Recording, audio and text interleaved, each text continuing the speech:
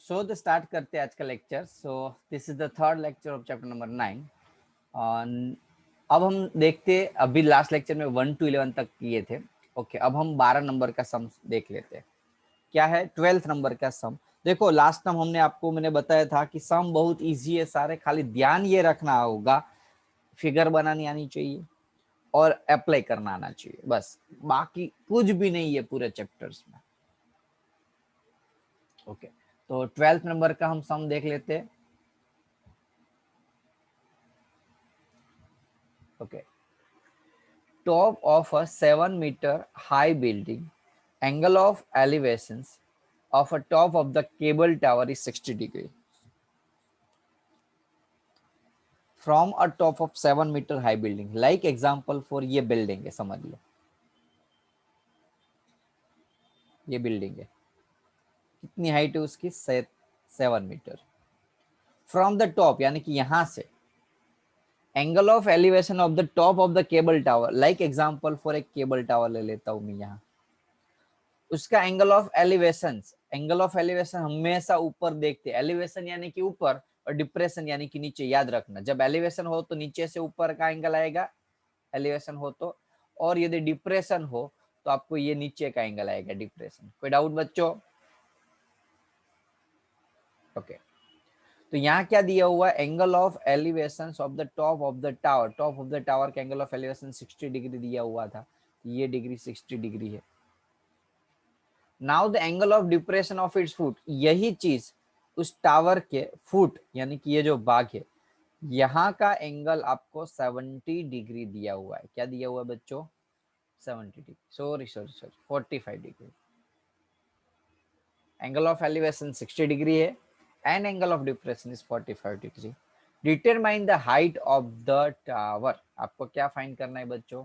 Height find करनी, किसकी? Tower की। अब टावर ये है पूरा, उसकी हाइट हम यदि h ले तो कॉमन सेंस से इतना जो है वो 7 मीटर होगा। Rise your hand each and every, जब भी मैं पूछूं ना यस और नो तो आपको राइज योर हैंड कर देना है, बाद में मुझे बताना नहीं चाहिए। ईच एंड एवरी स्टूडेंट्स को, जो भी मैम यहाँ चेक करेंगे, यदि कोई स्टूडेंट्स नहीं बार बार अपना हाथ ऊपर करेंगे यानी कि पता नहीं चलेगा हमें, तो उसका एब्सेंट चला जाएगा। ईच एंड एवरी स्टूडेंट्स को जब भी मैं बोलूं तब अपना हाथ ऊपर करके यहाँ सिंबल बता देना है, each and every students. Okay, so ये 7 मीटर हुआ, टोटल हाइट है h, तो बच्चों ये कितनी होगी? 7 माइनस h, कॉमन सेंस है, ये कितनी होगी? 7 माइनस। अब हम लगा देते हैं 2 बार फॉर्मूला। ये डिस्टेंस यदि हम d ले लेते हैं तो 2 बार tan थीटा लगाते हैं, 1 बार tan 60। tan 60 का फॉर्मूला ऑपोजिट, अब देख ये ट्राइंगल के लिए ऑपोजिट ये होगा। ऐसा हो तो नाम देना हो तो दे सकते हो आप, कंफ्यूजन ना हो तो अपोजिट साइड tan 60 यानी कि for triangle OAB, tan 60 is equal to AB upon OB। AB कितना है? 7 माइनस h। AB कितना है बच्चों? AB देखो ये तो कॉमन लॉजिक, ये जितना होगा उतना ही AB होगा। कितना? D। 1 नंबर दे देते, tan 60 की वैल्यू, यस सॉरी पता √3 लगा देते tan 60 की वैल्यू, तो 7 माइनस h अपॉन D। अभी एज यूजुअल रखते इस इक्वेशन को। अब दूसरा ये ट्राइंगल के लिए, कौन सा ट्राइंगल? OBC में tan 45 लगाते हैं, तो tan 45 is equal to opposite side इसकी ये हो जाएगी 7, एडजेसेंट साइड यानी कि OB हो जाएगा D। tan 45 की वैल्यू 1 होती है बच्चों, तो 7 अपॉन D, D यहाँ 1 के साथ मल्टीप्लाई हो जाएगा, तो D इज इक्वल टू 7। बोलो कोई डाउट? हेलो, अब हमें d की वैल्यू मिल गई। देखो फाइंड क्या करना था? हाइट, ये फाइंड करनी हाइट h। तो d की वैल्यू यहां से यदि डाल दूं मैं, तो ये फर्स्ट इक्वेशन में put d is equal to 7 in equation 1। Equation 1 में d की वैल्यू लगा देते हैं √3 7 minus h upon d। 7 minus H upon D की वैल्यू 7 आई। सॉल्व कर लेते हैं उसको। 7 को 3 के साथ मल्टीप्लाई 7√3 इज इक्वल टू यहाँ बचेगा 7 माइनस एच। एच को इससे ला लेते हैं। कुछ गड़बड़ हुई है, कहीं ना कहीं गड़बड़ हुई है। 1 मिनट। हाँ, एंड 7 माइनस एच। ओ हो, यहाँ 7 माइनस एच नहीं आएगा। टोटल हाइट एच है, बड़ी हाइट एच है, उसमें से ये 7 छोटा है। H minus 7, H minus 7। Clear है राइजर एंड? समझ में आया? हमने क्या लिखा था? 7 माइनस, अब 7 छोटा है ना, ये तो छोटा BC 7 है, यहाँ इधर तक हाइट सबसे बड़ी हाइट एच है, तो एच में से 7 माइनस हो जाएगा। जो भूल से हमने ये गलती की, तो जहां भी 7 माइनस एच है यहाँ हम करेंगे एच माइनस 7। ओके, तो बस अब सोल्व कर देते। 7 को √3 के साथ multiply, √3 into 7 is equal to H minus 7। Minus 7 इस साइड आएगा तो h is equal to √3h plus 7। ना पता चला तो सिंपल चीज है, 7 को इस साइड ले तो √3 के साथ 7 एडिशन होगा, इस साइड क्या बचा? 7 बचा। तो सॉरी, यहाँ 7 है, तो 7√3 प्लस 7, चाहो तो आप ऐसे भी निकाल सकते हो, 7 कॉमन, तो यहाँ बचा √3 प्लस, ये आपका आंसर। और चाहो तो √3 की वैल्यू जो 1.73 है वो डाल के भी आंसर सोल्व कर सकते हो। फिर से रिपीट कर रहा हूँ, पूरा का पूरा सम पहले हमने, एक क्या था? बिल्डिंग था। एक क्या है? केबल टावर है। बिल्डिंग के टॉप से केबल टावर का टॉप का एंगल ऑफ एलिवेशन 60 दिया हुआ है। बिल्डिंग के टॉप से फुट ऑफ टावर का एलिवेशन, ये बिल्डिंग है और ये टावर है, इसका 45 दिया है। एक बार 1045, एक बार 1060। 1045 से हमें ये मिला कि 7d इज इक्वल टू 7, ये जो हमने d लिया था उसकी वैल्यू, क्योंकि ये हाइट h7, ये 7 है, बिल्डिंग की हाइट ये 7 है, तो इतना भी 7 होगा। टोटल हाइट जो है पूरे टावर की, ये पूरा टावर है, उसकी हाइट h है, तो ये आधा जो बचा उसकी हाइट होगी h माइनस है। अभी वापिस में 7 माइनस h कर देता, h माइनस 7। और एक बार 1045, एक बार 1060। 1060 से ये इक्वेशन मिला, 1045 से ये इक्वेशन मिला, 1045 में डी की वैल्यू 7 मिली, तो ये जो पहला वाला इक्वेशन था, पहला वाला इक्वेशन, इसमें यहाँ डी की जगह हमने 7 डाल दिया। बाद में क्या किया? 7√3 के साथ मल्टीप्लाई, h माइनस 7 सोल्व किया तो h की वैल्यू मिल गई। फिगर एक बार 1060, एक बार 1045।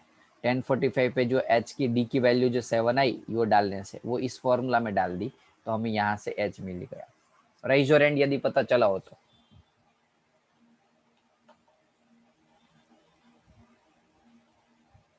ओके, अभी भी नहीं हुए ऊपर आज सभी के।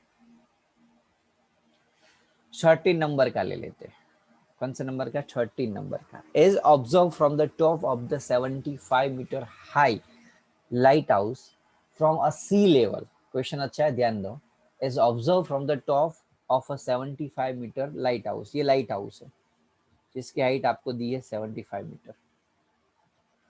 तो angle of depression of sea, दो सी पे, एक और दो, उस दोनों का एंगल ऑफ डिप्रेशन दिया हुआ है। काफी सारे स्टूडेंट को ये प्रॉब्लम होगा कि सर कौन सा एंगल 30 ले, कौन सा एंगल 45 ले। तो कॉमन लॉजिक बच्चों, नजदीक आएंगे तो हाथ मुंडी ऊपर करनी पड़ेगी, दूर आएंगे तो नजदीक आराम से देख सकते हो स्ट्रेट देख के। तो मुंडी कहाँ ऊपर करनी पड़ती है? ज्यादा नजदीक आने के। अब देखो यहाँ से ऊपर, ये देखो, ये ए पॉइंट से ये हाइट देखो, यहाँ ए बी नाम दू, तो इसको मैं कुछ और नाम दे देता हूँ, पी क्यू। तो पी से देखोगे तो थोड़ा मुंडी ऊपर करना पड़ेगा, क्यू से देखोगे तो वो उतने ज्यादा मुंह नहीं करना पड़ेगा, तो ये एंगल ज्यादा होगा। तो ये एंगल ज्यादा है तो ये 45 होगा और ये एंगल 30 होगा। बोलो clear? Rise your hand. Confusion होता है 90% स्टूडेंट्स को कि कहाँ सर 45 कहाँ 30 रखो। स्टूडेंट्स काफी बार टीचर स्टूडेंट्स कंफ्यूज कर देते, नजदीक हो तो 45, दूर हो तो 30, नजदीक हो तो ज्यादा, वो भी आप रख सकते हो, लेकिन काफी बार आप ही खुद भूल ही जाओगे कि भाई नजदीक था तब रखना था कि दूर था। जब कंफ्यूजन हो जाए तो ये मुंडी वाला कॉन्सेप्ट याद रखना। नजदीक जाके चेक करो, अपने सामने कोई टावर है नजदीक जाके आप उस टावर का टॉप को देखने का ट्राई करो, दूर से देखने का ट्राई करो, कहाँ मुंडी ज्यादा, नजदीक वाले में ज्यादा ऊपर करनी पड़ती, तो वो एंगल ज्यादा होगा। Concept clear. अब हमें फाइंड करना है distance between the two ship, यानी कि समझ लो ये दोनों के बीच का डिस्टेंस यदि हम डी ले, ये डी फाइंड करना है। ये पहला वाला जो सिप है P, two ship P and Q, P and Q कितने कितने डिस्टेंस पे है, तो पी जो है वो एक्स डिस्टेंस पे यदि हम ले ले, पी जो है पी बोट ये लाइट हाउस से एक्स डिस्टेंस पे, तो क्यू कितने डिस्टेंस, तो काफी सारे स्टूडेंट बोलेंगे सर डी डिस्टेंस पे, नहीं देखो डी तो है ये दोनों के बीच का हुआ, total distance x plus D होगा, बोलो हाँ ना बोलो, कॉन्सेप्ट क्लियर, वेरी गुड। अब हम लगा देते क्या, 2/tan थीटा, तो एक बार लगाओ tan45 और एक बार लगाओ tan30। tan45 जब भी आए तो पहले लगा दो, क्योंकि वो इजीली आंसर निकाल देता है, क्योंकि tan45 की वैल्यू 1 होती है। tan45 is equal to opposite upon adjacent, tan45 की वैल्यू 1, ए बी दिया हुआ है 75, बीपी फाइंड करना है, जो मिल गया आपको 75, बीपी एक्स दिया हुआ है, तो हमें अननोन फॉर्म में एक्स की वैल्यू 75 मिल गई। बोलो डाउट किसी को, हाँ ना बोलो, हाँ ना बोलो, ओके। अब लगा दो tan30, tan30 is equal to opposite side A B. अब यहाँ ये ट्राइंगल लेना है हमें, कौन सा वाला, ये जो डार्क लाइन हो रही है आपको दिख रही है, बड़ा वाला, कौन सा, ए बी, जो एंगल हो वो ट्राइंगल हो, जो एंगल वो ट्राइंगल, तो ए बी अपॉन सामने वाली साइड है ए बी, बाजू वाली साइड है बी क्यू, tan30 की वैल्यू है 1/√3, सामने वाली साइड है 75, बाजू वाली साइड है x प्लस डी, देखो ये डिस्टेंस x प्लस डी। अब मुझे यहाँ x की वैल्यू मिल गई 75, तो मैं x की वैल्यू डाल देता हूँ 75, तो बच्चों यहाँ खाली डी ही अननोन बचाना, यस आंसर मिल जाएगा वैसे। तो डी को यदि मैन बना लेता हूं मैं, यदि डी को मैन बना लेता हूँ 75√3, तो ये 75 इस साइड आएगा तो माइनस होगा, 75 कॉमन, √3 -1, कोई डाउट बच्चों,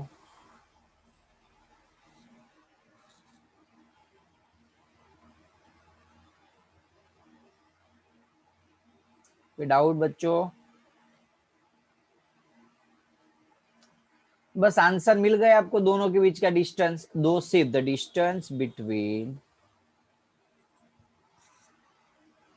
टू सिप इज 75√3 -1। बहुत इजी सम था, देख लो एक बार नजर घुमा, मुझे इस समय तो रिपीटेशन की जरूरत नहीं, आराम से खुद से कल फिर से ध्यान दो, यदि सो रहे होते तो। ये लाइट हाउस था, ये दो शिप्स थे, ये दोनों शिप्स के एंगल आपको दिए थे, नजदीक वाला है मुंडी ज्यादा घुमानी पड़ेगी 45, दूर वाला है कम घुमानी पड़ेगी 30, इसकी हाइट है 75, एक बार लगा दो tan45, एक बार लगा दो tan30, tan45 से x की वैल्यू मिल जाएगी, वो x की वैल्यू tan30 लगाने से जो x और d था उसमें एक x मिल गया, तो बच्चा वो d जो आपको सोल्व करने से मिल जाएगा बच्चों, वेरी इजी। ये चैप्टर में एक भी मार्क्स किसी को गवाना नहीं है बच्चों, ध्यान देना, कल के एग्जाम में भी, परसों के एग्जाम में जब भी लाइव टेस्ट लू उसमें भी सबका परफॉर्मेंस पॉजिटिव होना चाहिए।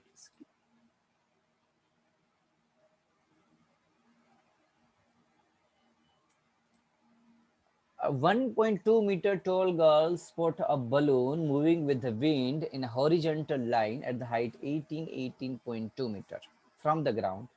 The height of 18.2 meter from the ground.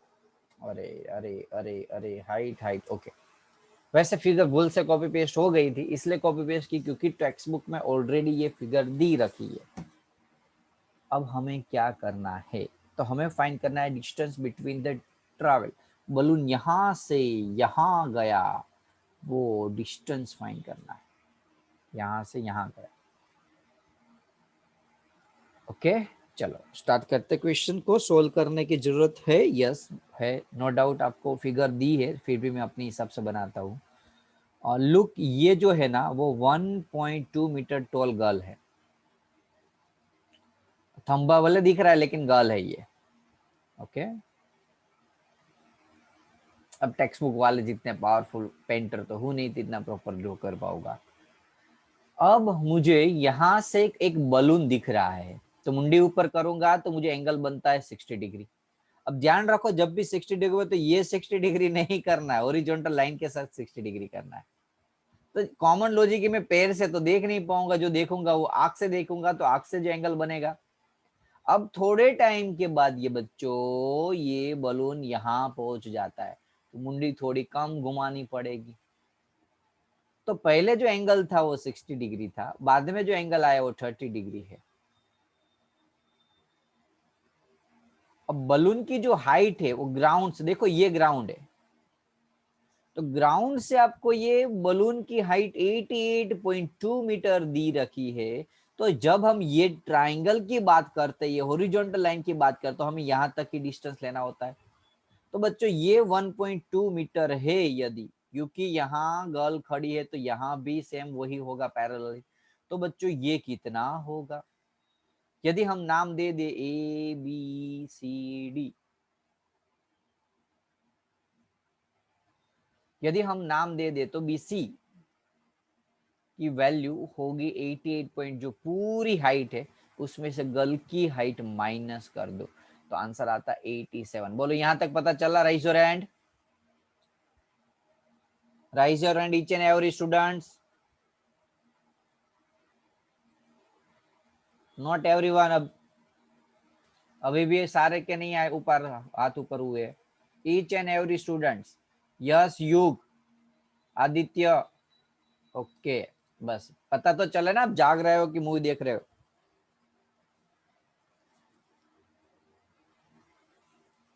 So BC मिल गया 87। अब मुझे 1060 और एक बार 1030, एक बार 1060, एक बार 1030। यदि हम 1030 लगाते हैं बच्चों,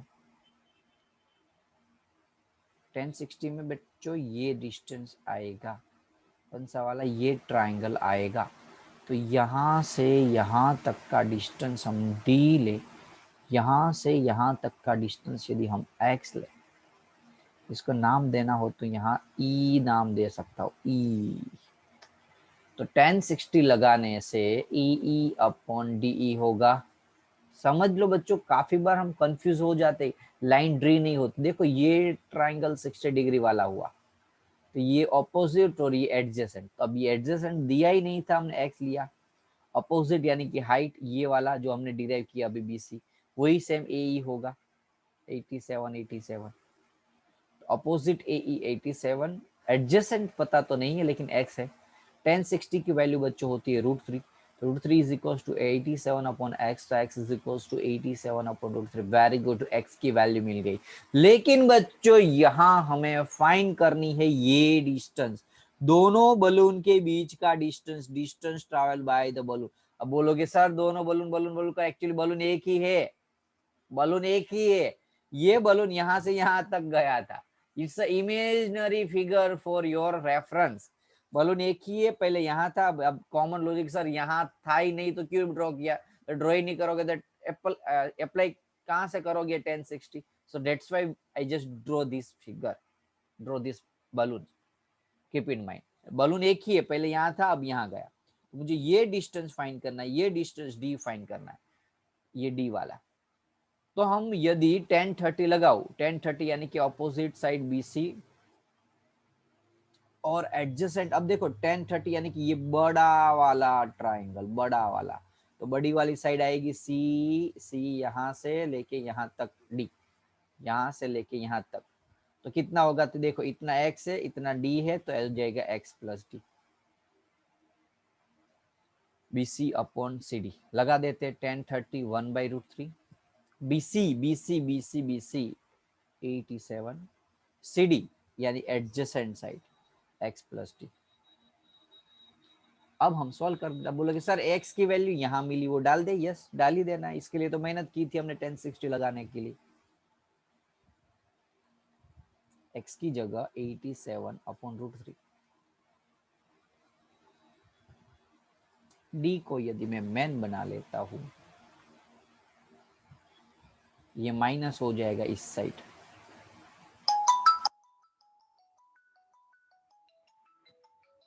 #87 कॉमन ले लेता हूं, तो यहाँ √3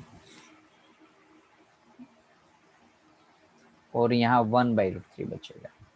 तो बच्चों ये भी आपका आंसर तो है, लेकिन मैंने क्या बोला था, कभी भी नीचे √3 को रखना नहीं है।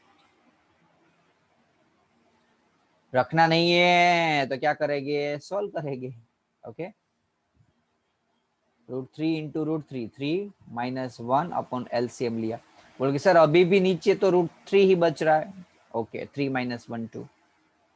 तो अब क्या करे, क्या करे, बैठे बैठे बैठे क्या करे, 87 को 3 से कटिंग करते, 3 2 जा 6, 3 9 यस, √3 इंटू 3 कट हुआ तो यहाँ √3 बचा। तो डी की वैल्यू 29 और 2 58 और √3, ये आपका डिस्टेंस मिल गया। थोड़ा कैलकुलेशंस कहलाएगा, बाकी सम में कुछ नहीं है, जो वही मेथड जो साल और 3-4 लेक्चर से कर रहे हैं। बोलो यहाँ क्लियर पता चला सभी को, राइज योर हैंड। क्वेश्चन एक ही है, कैलकुलेशंस, इसलिए मैं बोल रहा हूँ 2 बार 4 बार। मैं ये जो चैप्टर था ना, मैंने शायद आप मानोगे तो नहीं, मुझे पता है कि आपको वैसे ऐसा ही लगेगा कि सर तो आपको मोटिवेट कर, हमें मोटिवेट करने के लिए बोलते रहते, इसको हम कहाँ देखने जाने वाले। लेकिन बच्चों सीरियसली ये चैप्टर्स मैंने ऑलमोस्ट 6 7 बार सम को प्रैक्टिस कर करके सीखा था जब मैं 10th में था, मुझे याद है अभी भी। और इतनी मास्टरी आ गई थी, आप मानोगे नहीं। टीचर्स के डाउट जब सॉल्व, कोई स्टूडेंट से डाउट निकलो टीचर के पास जाए, जब टीचर से सॉल्व नहीं होते तो बोलते निकुंज के पास चले जाओ। सच में, मैं अपना वैसे ऊपर नहीं कर रहा हूँ यार अपने आप को, लेकिन रियलिटी में क्यों, जस्ट बिकॉज यही क्वेश्चन, ये चैप्टर, ऐसे ट्रिग्नोमेट्री भी आ गए उसके अंदर, ये एक ट्रिग्नोमेट्री का ही पोर्शन है।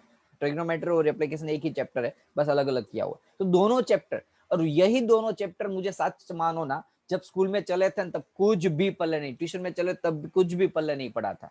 ये चैप्टर मैंने क्या किया, बाद में खुद से सोल्व किया, अंदर घुसा, प्रैक्टिस की, तब जाके आया। तो एक बार सीखने से ये यदि चैप्टर आ जाएगा ऐसा आप मान रहे हो, it's not possible, it's not a possible, keep in mind. Okay, थोड़ी प्रैक्टिस करो, आराम से ये चैप्टर आ जाए, लेकिन practice makes the man perfect. Practice करनी पड़ेगी, मेहनत करनी पड़ेगी।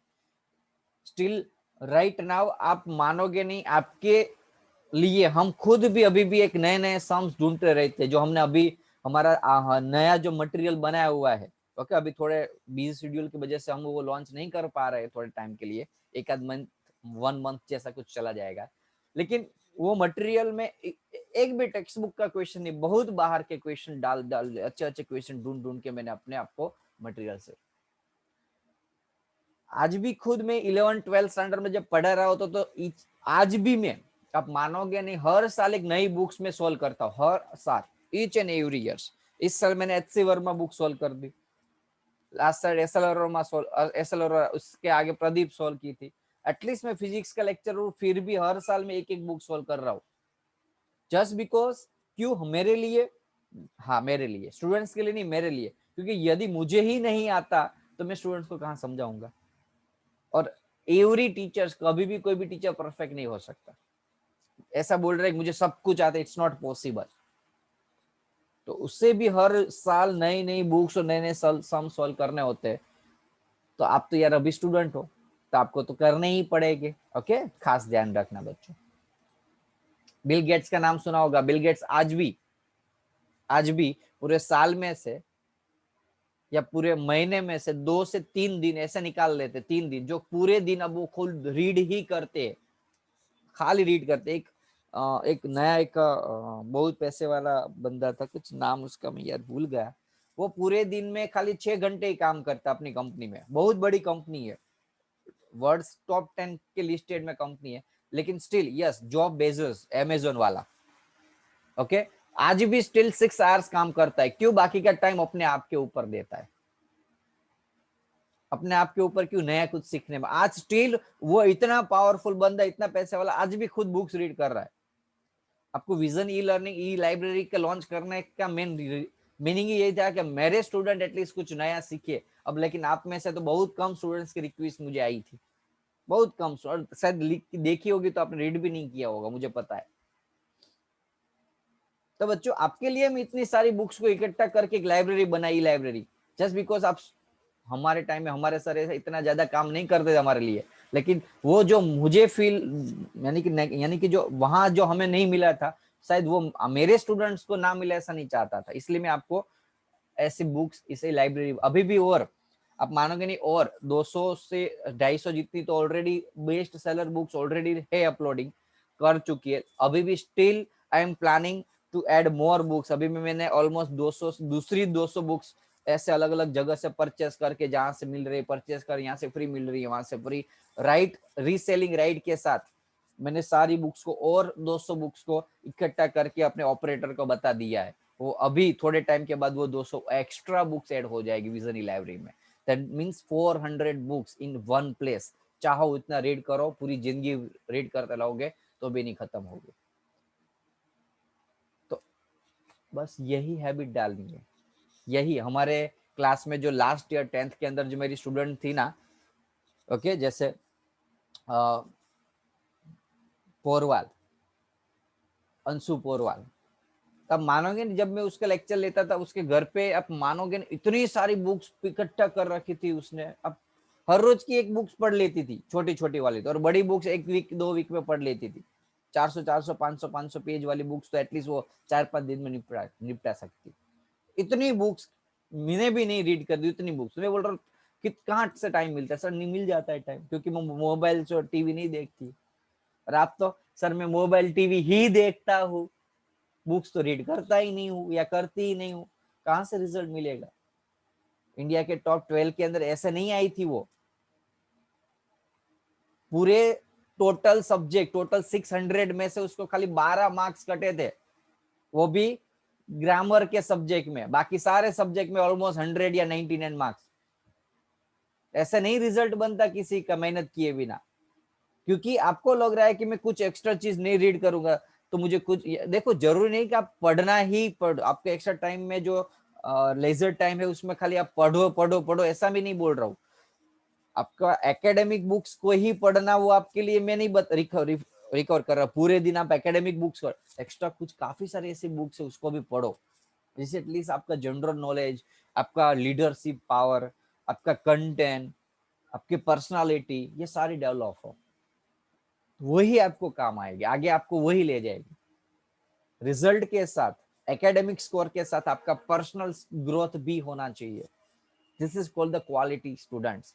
जो भी अच्छे अभी भी मल्टीनेशनल कंपनी के जो ऑनर्स है, उसमें यही खासियत होती है। आईआईटी आईआईएम से पास आउट होते ही है, अच्छे स्कॉलर तो होते ही है, ऑलरेडी के इंजीनियर बड़े होते ही है, एमबीए किए हुए होते ही है, लेकिन उसके साथ साथ उसने ऐसी काफी सारी बुक्स की घर के अंदर लाइब्रेरी बना के रखी होती है, जो हर रोज एटलीस्ट 1 घंटा उसको देता है। तब जाके वो यहाँ पहुंचे, तब जाके। ऐसे नहीं पहुंच जाते खुद के मार के भी, चलो पहुंच गए, नसीब जोर किया और हम इतना सक्सेस हो गए। भूल जाना। Without hard work, without dedication, without patience, anyone can not got the result, got the success. सफलता के पीछे उसकी सालों की मेहनत, सालों की डेडिकेशन, सालों का पैशंस, सालों की मेहनत, नॉलेज लगा हुआ होता है, तब जाके उसको वो सक्सेस मिलती है। आप ऐसे मान लिए आईएमपी कर लूंगा, पास हो जाऊंगा, रिजल्ट बना दूंगा, कभी भी नहीं करो ऐसा लाइफ में। यदि आप 100% आज अभी इस अपनी स्टडी में नहीं दे सकते ना, तो क्या गारंटी आप इन फ्यूचर आपकी बिजनेस में और आपके जॉब में दे सकते? कोई गारंटी नहीं है। और जितना ज्यादा स्टडी करोगे उतना ब्रेन को एक एक्सरसाइज मिलेगी, क्योंकि आप पैसे वाला एक सक्सेसफुल ब्रेन से बन सकते हो, बॉडी से नहीं। यदि ऐसा होता तो हर एक जिम ट्रेनर आज बड़ा बिजनेसमैन होता बच्चों। बॉडी से जस्ट आपका ब्रेन के ऊपर खाली जस्ट पॉजिटिव एनर्जी मिलती है, nothing else. You have to exercise your brain. और ब्रेन की एक्सरसाइज स्टडी के अलावा और ऐसी बुक्स के अलावा किसी और चीज में से नहीं होती। Mobile, TV, game, video game खेलने से कभी अपना माइंड ब्रेक होता है उसमें। खास ध्यान रखो बच्चों। ओके, तो रिक्वेस्ट कर रहे हैं, 3-4 महीने बचे अपनी लाइफ में, ये गोल्डन साल है, उसके 100% डेडिकेशन के साथ पीछे पड़ जाओ इस 4 चीज को, तभी 10th में जाके रिजल्ट मिलेगा। ओके, लास्ट ईयर के जैसा मुझे रिजल्ट चाहिए, और अभी मुझे रातों में नींद भी नहीं आ रही है। लास्ट ईयर जैसा क्या, लास्ट ईयर में जितने स्टूडेंट्स जो रिजल्ट लाए थे उतने साल इस साल ला पाएंगे कि नहीं, वो मैं सोच रहा हूँ, क्योंकि आपका डेडिकेशन इतना है ही नहीं, किसी का, किसी स्टूडेंट का नहीं है। कोई भी स्टूडेंट, आप में से कोई भी स्टूडेंट ऐसा नहीं जो मैं ऐसा 100% गारंटी के साथ ऐसा बता सकता हूँ ये बंदा तो मेरा रिजल्ट लाएगा ही टॉप 10 में, ये तो 92, 93, 95% लाएगा।